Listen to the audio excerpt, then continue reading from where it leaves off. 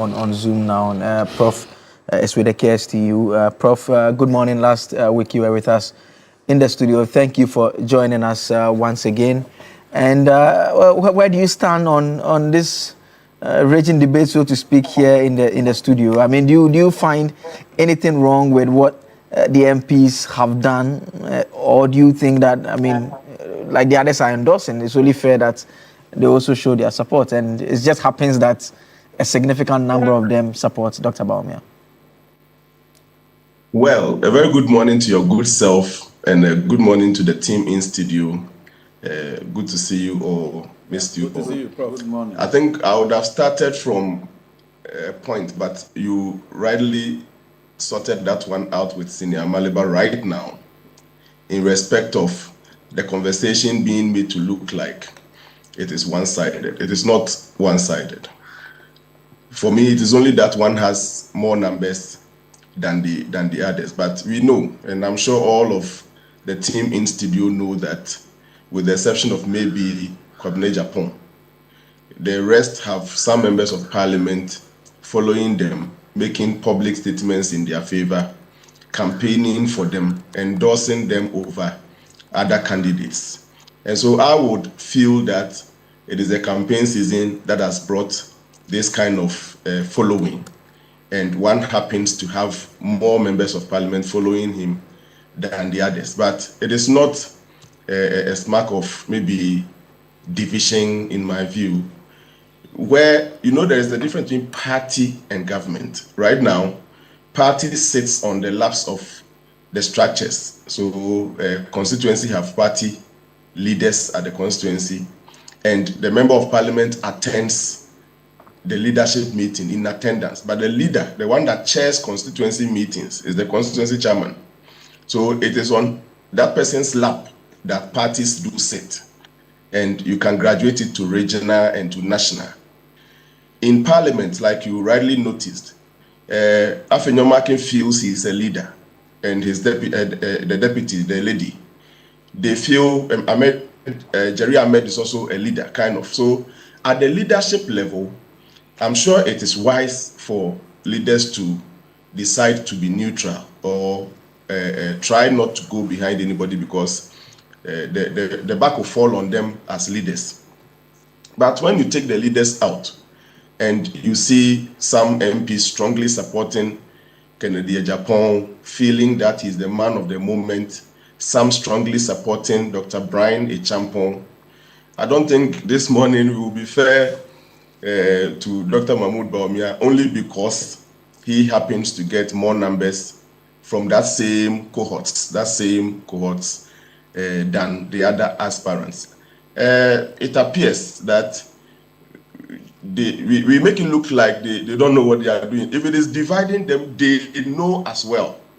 And if it is uniting them, they know as well. So let's grant them the fact that they are also a very formidable political party. Yeah, I mean, but as a political analyst, I mean, the obvious fact of the matter is that they are now going to have the election. In the likely or unlikely event, depending on how you are projecting it, that Kennedy Japan wins. Kennedy Japan, these are frontline politicians. The MPs are frontline politicians. Would he bring all these individuals into his inner circles to prosecute a campaign with him? Fantastic. So the question is the scale of the leader, or the eventual leader to be elected in January. One important skill that leader must have is the uniting skills to reconcile people, because they know very well, irrespective of whoever wins, the rest will get some numbers. So Kennedy Japan will get some numbers, Dr. Bawumia will get some numbers, Brian, Kwabena Japan, and everybody will get some numbers. I'm not sure it's going to end in somebody getting zero. So they will still get some numbers, and irrespective of the number distribution, the leader, eventual leader, would have to demonstrate that scale of reconciliation and lead the process to bring everybody on board. It is necessary. Even if you get 95%, you must still have the leadership skills to bring on the 5% who didn't vote for you. And that is fundamental. Today, many have made reference to fundamental politics, and I think this is also fundamental politics. And so for me, I don't want to feel like we, the ones commenting on social media and elsewhere, know what is good for the NPP except the NPP itself. Like it's like everybody else knows what is good for NPP except NPP. They themselves don't know what is good for them except. So let's just guide it. My caution will be that because they would one day come back to seek to unite, they shouldn't use those smears and unprintable words and all those things that came up in the beginning. I think now, I don't know whether they've been saying it and social media doesn't report it, but now it's kind of toning down a little. If they speak and campaign and are mindful of the fact that we would one day want to come together, and so let's not smear one another, and they do that, I think it is fine. As for somebody getting more endorsement or support than the other, I think it is competitive, it's competition.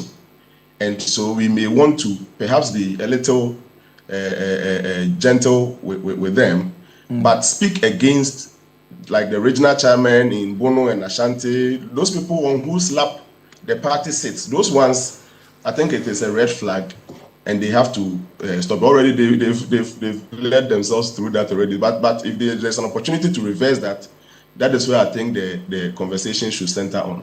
As for after 31st January, United Party going to take over all the supporters of NPP, that is quite risky.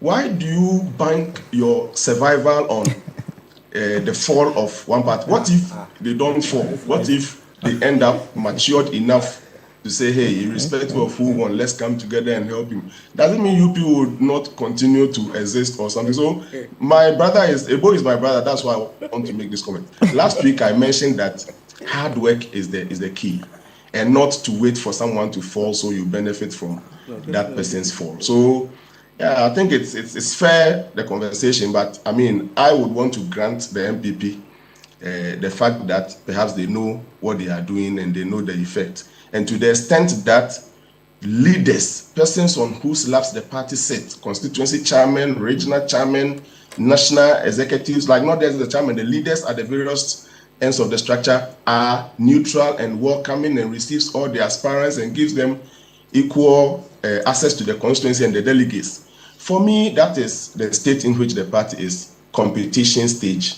They should just have to. Yeah, I mean, but those positions you mentioned, some of them are not being neutral. That's what I said. And so that's why one would argue that the party, I mean, I've heard some who have said it's in disarray. I mean, you have some of these leaders, regional chairmen, who are supposed to be neutral, endorsing publicly. And that is what is playing out in Parliament as well. You have significant number of MPs also doing same. Basically, everyone deciding that there is a competition to win, so we are all going out to compete. But even though a leader must fix the crack, it becomes tougher. Is it not much easier that those who are supposed to be responsible, the loud voices, reasonable voices, rather just keep their hands off and make it an easier process for the party?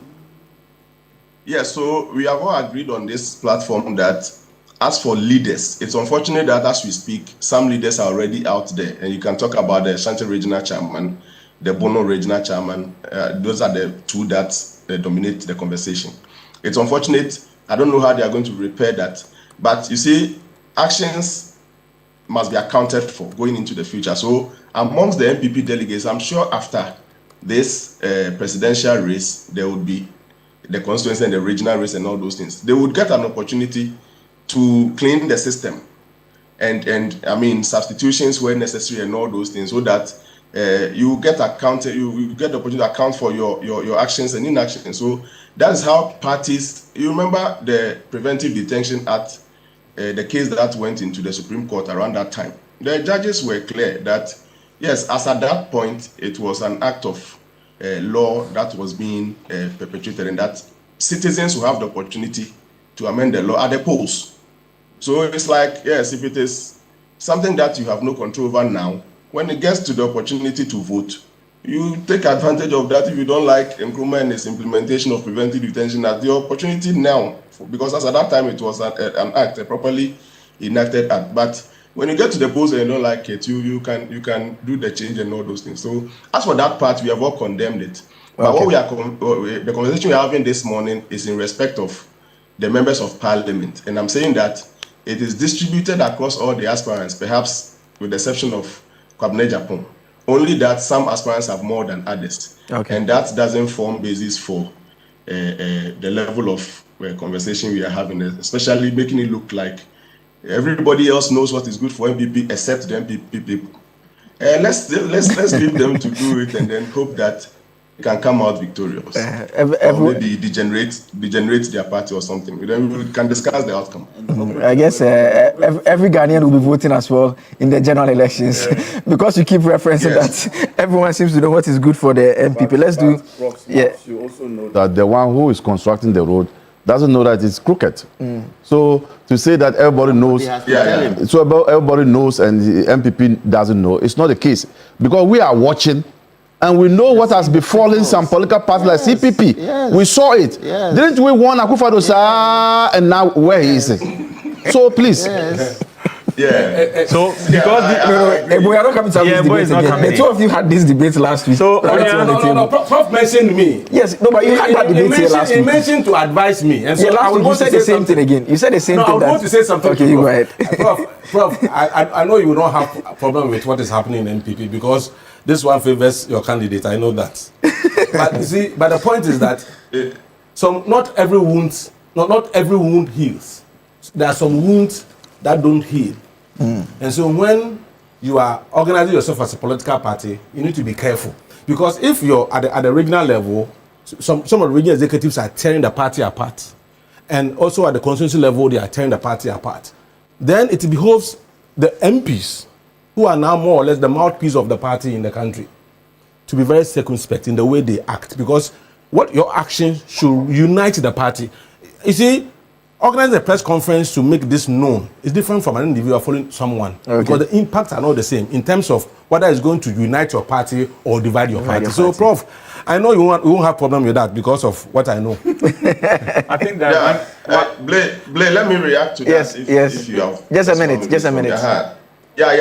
So last week, my brother, Professor Pukwentri, made the comment to the effect that I am NPP today. Ebo Duncan is my brother Ebo is making it look like I have a candidate and all those things. You see, if you have your views, don't impose it on me. If you feel I am Bawumia delegate or whatever, you don't have to impose it on me because you will not know me better than I know myself.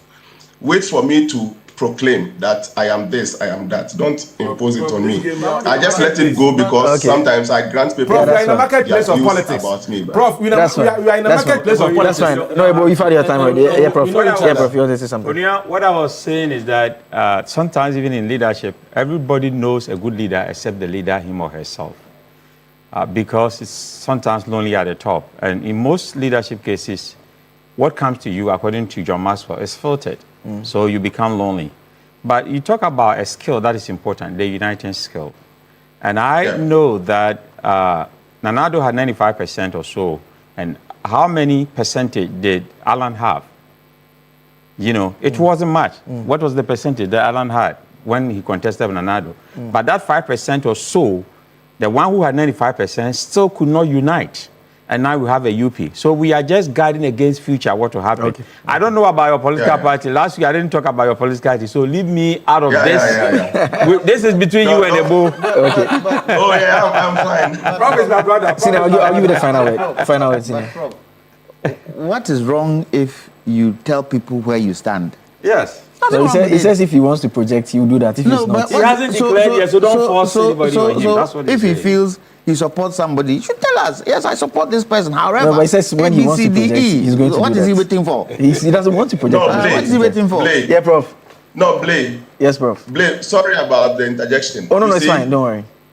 One must not have a view on a matter only because he is under an umbrella or is beside an elephant. I am a professor of a university. Can't I have a view on a matter without align? Is it every Ghanaian that is NPP or NDC? And must views be necessarily coming from the umbrella or the elephant? All right. So let's not force ourselves into a certain box because every view must belong to an elephant or an umbrella. I don't really like that. So I'm free. I take comments, but that's fine. When it is not on the table, let's not discuss it. Thank you very much.